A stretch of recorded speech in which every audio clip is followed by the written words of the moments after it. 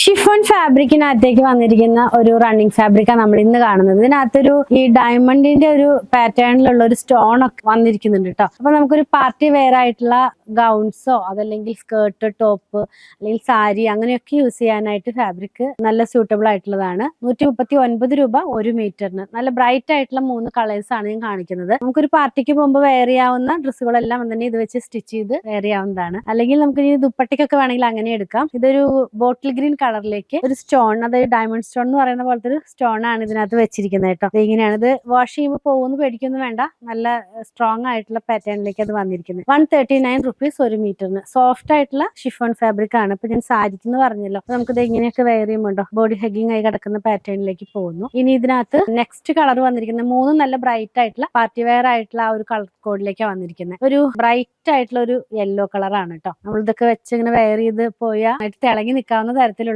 ഒരു സ്റ്റൈലിലുള്ള ഡ്രസ്സുകളൊക്കെ ചെയ്യാം. കണ്ടോ, ഈ ഒരു സ്റ്റൈലിലേക്ക് വരും.